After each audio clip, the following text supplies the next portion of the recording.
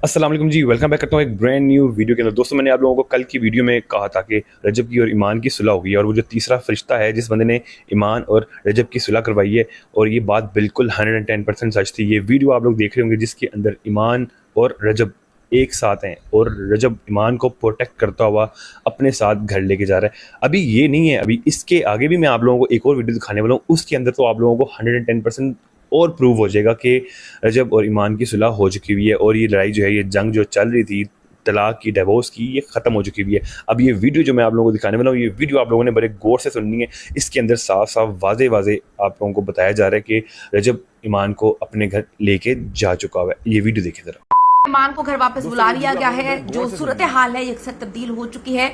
रजब भट्ट को किस शर्त पे बनाया गया? वकास अजीज, आपको पता है कि एक जर्नलिस्ट हैं, एक यूट्यूबर हैं जो बड़े अरसे से इस मामले को कवर कर रहे हैं और कहा जाता है कि रजब फैमिली के बहुत ज्यादा करीब हैं। उन्होंने एक लेटेस्ट इंटरव्यू दिया और उन्होंने बहुत बड़े बड़े दावे किए हैं। वो कहते हैं कि सोशल मीडिया पर रजब और जो ईमान है उनकी तलाक की खबरें बहुत ज्यादा वायरल है। ये पाकिस्तान की सबसे बड़ी और महंगी तरीन जो है शादी थी यूट्यूबर्स में, जहां लाखों रुपए खर्च किए गए थे, शायद करोड़ों की बात है। दोनों जल्दी ही बहुत मशहूर हो गए और जो ईमान है इसकी वजह से, रजब की वजह से, इसका भाई जो ऑन है वो बहुत ज़्यादा जो है वो मशहूर हो गया। और कहते हैं कि ऑन जो है वो जल्दी उसको शोहरत मिल गई तो उससे संभाली नहीं गई। कौन सी बात कहाँ करनी है, कब करनी है, तो मामला इसकी वजह से काफ़ी हद तक जो है वो ख़राब हो गए हैं। उस्मान ज़ेब जो है वो कुछ अहम तरीन इंकशाफात करते हैं। उस्मान ज़ेब रजब के बहुत ज़्यादा करीबी दोस्त और उनकी फैमिली के करीबी समझे जाते हैं और उन्होंने वीडियो में बहुत चौंका देने वाले पॉइंट्स शेयर किए हैं। वो कहते हैं कि जी रजब की जो मौजूदा हालत है ना इस वक्त, अब वो घर में नहीं है, वो अपने घर में नहीं आ रहा, वो अपने दोस्तों के साथ बाहर ही रह रहा है। और वो कहते हैं कि जी वो शदीद डिप्रेशन का शिकार है, तन्हाई में है, अफसरदा है और कुछ जो है कर ना बैठे तो उसके दोस्त जो हैं वो उसके साथ हैं, वो घर में नहीं आ रहा है।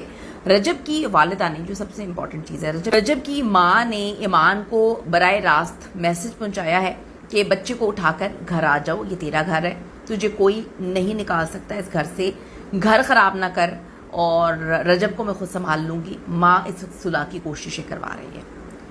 शोहरत की वजह से रोज़ाना आपको पता है कि बहुत सारी लड़कियां चाहती हैं कि लाइमलाइट में रहें, इतना अमीर लड़का है और शोहरत भी है, इस वक्त डैमेज भी है, इस वक्त टूटा भी हुआ है, तो वो काफ़ी ज़्यादा मैसेजेस वगैरह भी करती हैं, उसको इंटरेक्ट करने की, इंटरेक्शन भी उसके साथ होती है, उसके दोस्ती करने की भी कोशिश करती हैं। ये उनकी जानिब से कहा गया है। तो ये पैसा और शोहरत का इम्तिहान भी है जो संभालने की कोशिश जो है वो माँ भी कर रही है और बीवी को भी आके करना चाहिए। उस्मान कहते हैं कि दोनों तरफ गलतियां हुई हैं। रजब ने जो है बच्चे को वक्त नहीं दिया, वो घर से दूर रहा, जो भी मजबूरी थी चलें। ईमान ने भी घर वालों के पीछे लग के मसाइल बहुत ज़्यादा बढ़ा लिए हैं। इल्ज़ामात दोनों पर हैं, रजब पर बच्चे का खर्चा ना देना, ईमान पर भी बहुत सारी चीज़ें हैं, बहुत सारे मामला हैं। लेकिन अब वो कहते हैं पुरानी बातें छोड़कर आगे बढ़ना होगा। ये एक बड़ी पॉजिटिव चीज़ है, इस पर कोई बात नहीं कर रहा और इस पर बात करने की बड़ी ज़रूरत है।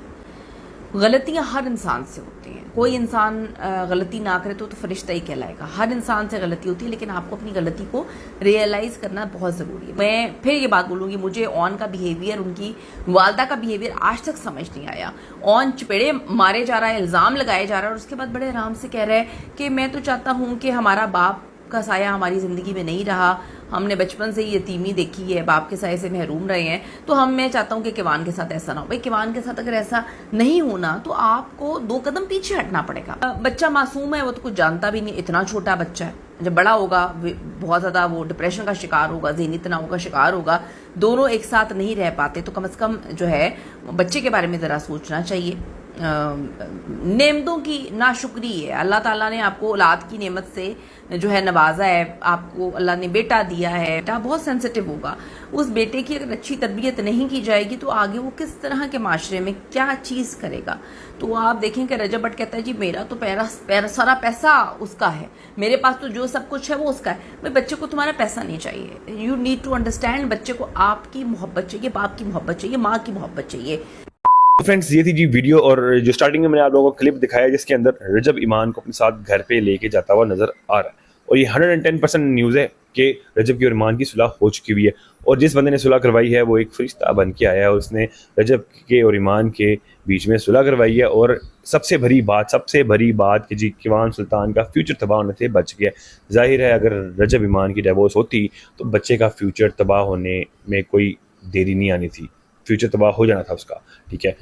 क्योंकि बच्चा जो है ना वो ना माँ के बगैर रहता है ना ही वो बाप के बगैर रहता है और बच्चे को माँ बाप दोनों की ज़रूरत होती है। लिहाजा आप लोगों को वीडियो कैसी लगी, पसंद आई है, चैनल को सब्सक्राइब कर दें, बेल आइकन को प्रेस कर दें ताकि वीडियो की नोटिफिकेशन आप लोगों तक टाइम टाइम पहुंच सके। तो आप लोगों को मुझे अपनी कमेंट्स में राय लाजमी देनी है कि कौन कौन खुश हुआ है जी ये इन दोनों की सुलह होने से, कौन कौन खुश हुआ है। तो लाजमी अपनी अपनी राय मुझे कमेंट्स में देखे जाइएगा। मिलता हूं आप लोगों से नेक्स्ट वीडियो में, तब तक लीजिए अपने भाई को इजाज़त, टाटा फुर।